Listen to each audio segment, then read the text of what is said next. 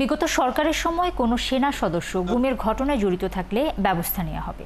বৃহস্পতিবার সেনা সদরের সংবাদ সম্মেলনে মিলিটারি অপারেশনসের পরিচালক কর্নেল মোহাম্মদ শফিকুল ইসলাম বলেন, অভিযোগ ওঠা সেনা সদস্যদের বিরুদ্ধে তদন্ত চলছে।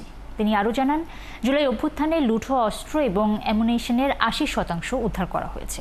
আরও জানাচ্ছেন সাজিদ সরকার। কালার এক্সপার্ট, জর্জ স্যাপ এবং মাইল্ড অন হ্যান্ডস টেকনোলজি সমৃদ্ধ অরিক্স ক্রিস্টাল ওয়াশ আপনার লন্ড্রি এক্সপার্ট। সেনা সদরের পক্ষ থেকে আপনাদের সকলকে ধন্যবাদ। দুপুরে সেনানিবাসে সংবাদ সম্মেলন করে সেনাবাহিনী।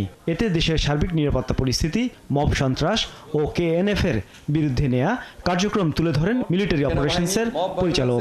ঘটনার সাথে সম্পৃক্ত ব্যক্তিদেরকে গ্রেপ্তারের চেষ্টা। এই সময় তিনি জানান, বাহিনীর চলমান অভিযানে বান্দরবানে সন্ত্রাসীদের বিরুদ্ধে বড় ধরনের অগ্রগতি হয়েছে।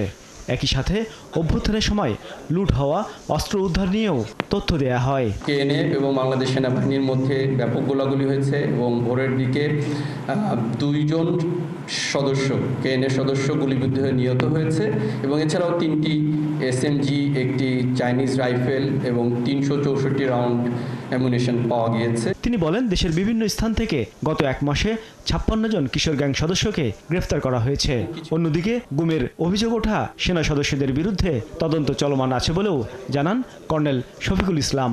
কিছু কিছু সেনা সদস্য যারা ডেপুটেশনে ছিল তাদের বিরুদ্ধে গুমের সাথে অভিযোগ এসছে এবং তাদের তদন্ত চলমান রয়েছে এবং তাদের এই তদন্তে যদি গুমের সংশ্লিষ্টতা প্রমাণ পায় তাহলে অবশ্যই বাংলাদেশ সেনাবাহিনী তাদের বিরুদ্ধে যথাযথ আইনানুগ ব্যবস্থা গ্রহণ করবে।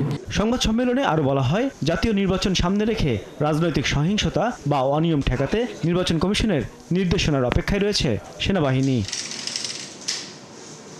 সাজিদ সরকার, ৭১, ঢাকা।